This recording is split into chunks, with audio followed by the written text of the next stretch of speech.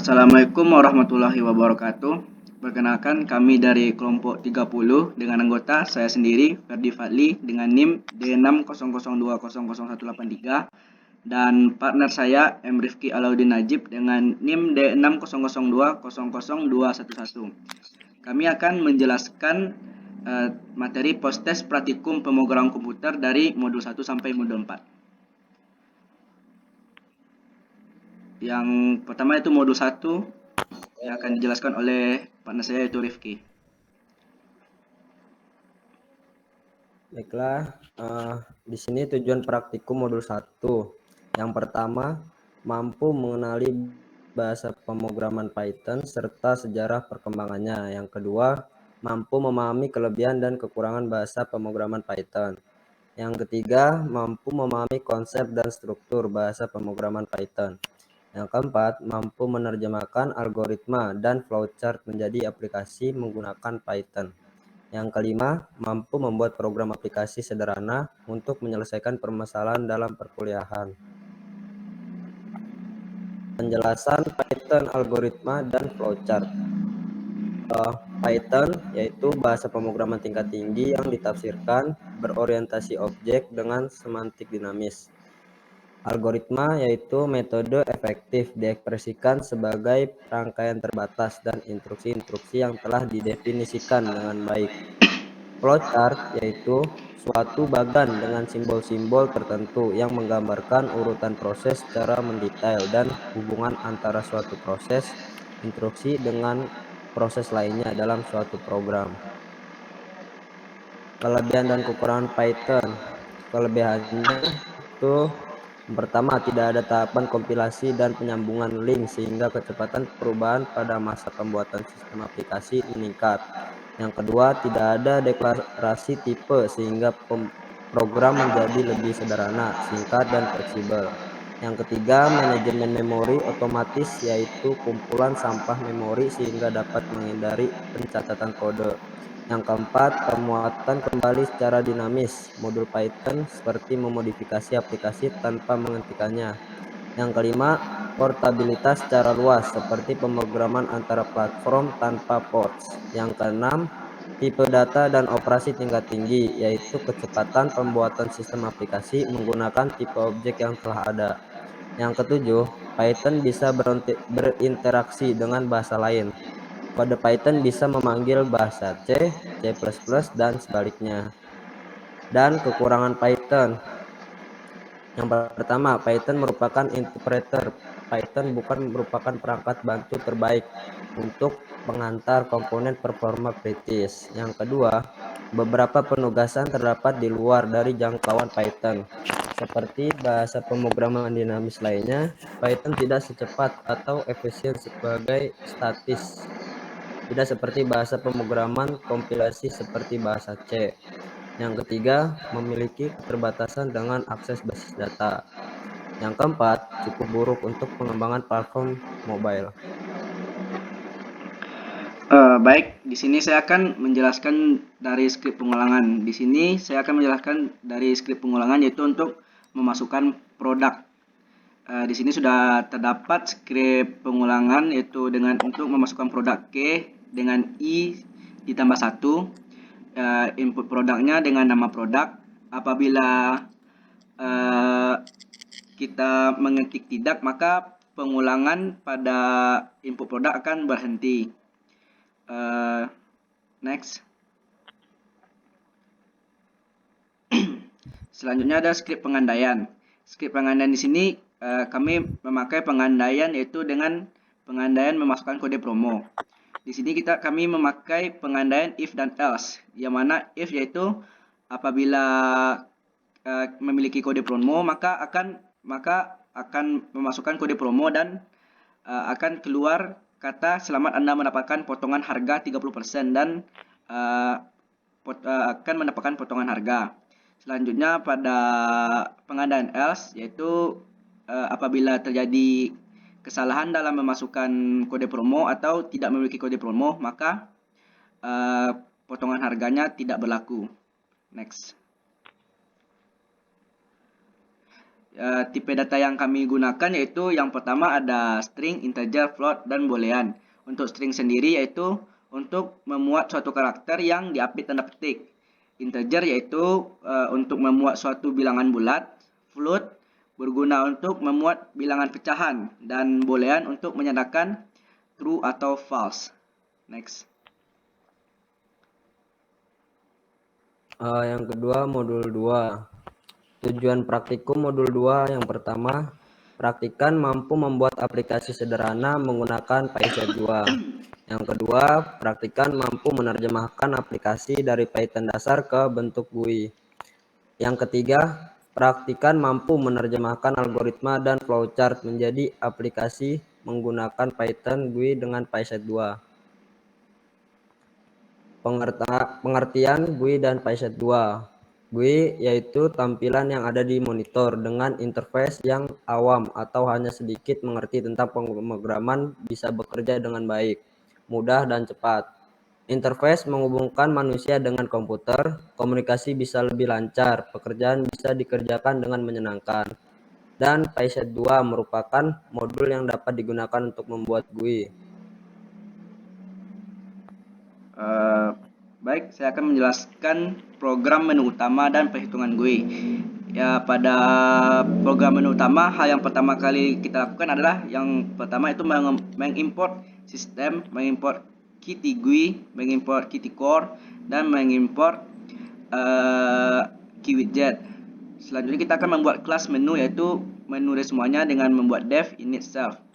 Yang kita akan membuat Windows titelnya yaitu PT Mayora Indah Tbk dengan ikonnya menu.png, dan kita akan mengatur size menu utamanya dengan 600 kali 400.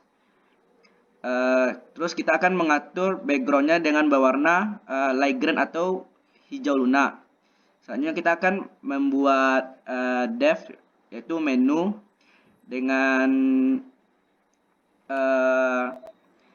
key labelnya atau tulisan yang berada di tengah-tengah Windows-nya itu PT Mayora Indah Tbk dengan ukuran H5 menggunakan font perdana dengan ukuran 12. Selanjutnya kita akan memasukkan fungsi atau menghubungkan fungsi. Yang pertama ada fungsi data, fungsi kalkulator sederhana yang akan kita bikin di bagian kiri atas sebagai menu bar. Baik, next. Selanjutnya pada perhitungan GUI. Perhitungan GUI ini kita gunakan untuk melakukan perhitungan pada kalkulator sederhana, yang mana kita akan menggunakan untuk perhitungan stok barang dengan skripnya yaitu hrg_unit float self line 3.text tutup kurung jumlah sama dengan float buka kurung self line 4 titik text buka kurung tutup kurung 2 kali. Penjualannya itu float buka kurung self titik line 4 titik text buka kurung tutup kurung dan tutup kurung lagi. Untuk diskonnya kita menggunakan float buka kurung self line 5 titik text buka kurung tutup kurung dan tutup kurung lagi. Untuk barang harga unit dikali jumlah. Untuk penjualan barang dikurang diskon per 100 dikali barang. Dan self titik line 7 titik set text string penjualan. Next. Dan modul 3. Tujuan praktikum modul 3. Yang pertama, mampu memahami sintaks-sintaks yang digunakan pada HTML dan CSS. Yang kedua, mampu memahami penggunaan Django. Yang ketiga, mampu membuat tampilan website statis sederhana menggunakan HTML dan CSS melalui Django.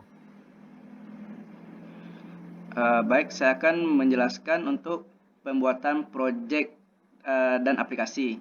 Yang pertama kali kita lakukan yaitu membuat fungsi pada URL py dan views py.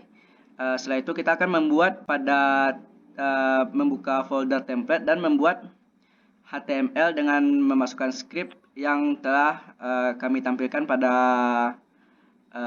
PowerPoint, yang mana setelah ini kita akan menghubungkan views PY dan juga SPY pada script HTML ini. Next. Selanjutnya untuk script HTML, saya akan menjelaskan dari script HTML, yaitu yang pertama kita akan melakukan load static atau masukkan fungsi CSS yang membuat doctype HTML atau membuat fungsi HTML. Setelah itu kita akan membuat sintak header dengan titel PT Mayora Indah Tbk dan memasukkan logo pada website. Selanjutnya kita akan membuat script yang menghubungkan CSS pada HTML. Pada bagian body kita akan membuat beberapa menu bar, yaitu ada menu bar home, about. Di about sendiri ada dua menu lagi, yaitu daftar produk dan daftar harga. Selanjutnya ada menu kontak us. Pada bagian halaman utama ada tulisan yang tulisan selamat datang di PT Mayora Indah Tbk, yang mana di bawahnya terdapat suatu tombol lagi dengan menggunakan fungsi href explore yang dinamai dengan explore us. Selanjutnya masuk pada bagian footer, yaitu kita membuat membuat alamat dari PT Mayora sendiri dan alamat email beserta nomor telepon. Pada di bagian bawahnya lagi terdapat copyright. Next. Pada script CSS kami membuat dengan marginnya sebesar 0 pixel dan paddingnya sebesar 0 pixel. Pada bagian body, background kita menggunakan background image, yaitu gambar yang bernama mayora.jpg. Background size-nya cover atau sebesar halaman. Background statement-nya fixed atau tidak bisa digeser-geser lagi. Background color-nya kita menggunakan kode FF0000 yang berarti dia itu berwarna merah. Border bottom color-nya juga sama berwarna merah. Border bottom style-nya bersifat solid dengan ukuran 4 pixel. Posisinya fixed atau tidak bisa dirubah-rubah. Dengan ukuran 100%. Dengan lifestyle type-nya tidak ada. Dengan ukuran topnya 0 pixel. Pada menu ULLI, display-nya kita menggunakan inline block. Posisinya relatif. Pada menu ULI A, kita menggunakan color warna putih. Display-nya block. Padding-nya kita menggunakan 15 pixel dan 20 pixel. Text align-nya center yang berarti berletak di tengah-tengah. Teks dekorasinya tidak ada, transisinya 0,5 second dan ukurannya 100 pixel. Dan begitu pun untuk seterusnya. Next.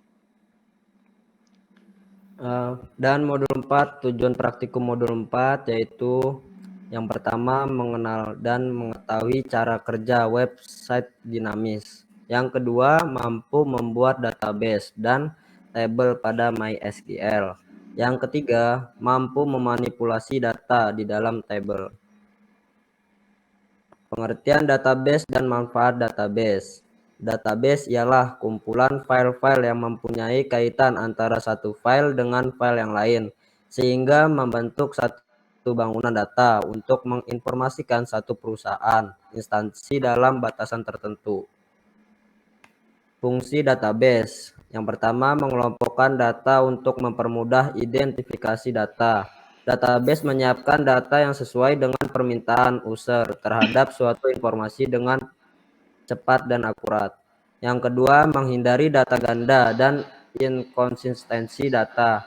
Software DBMS sebagai software untuk menjalankan database komputer mempunyai kemampuan menginformasikan kepada user pada saat input data apabila data yang akan diinput sudah ada di dalam database.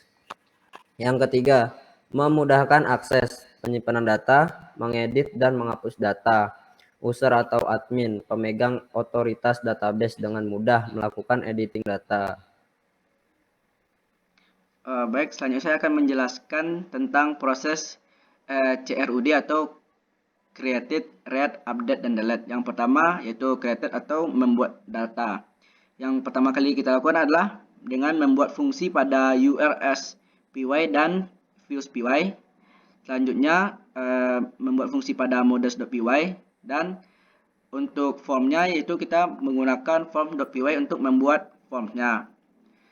Begitupun juga dengan menampilkan data masih sama, yaitu dengan membuat fungsi pada views.py, URL.py, dan models.py. Untuk update data masih sama dengan created, yaitu membuat fungsi terlebih dahulu pada views.py, URL.py, models.py, dan menggunakan from dari from.py.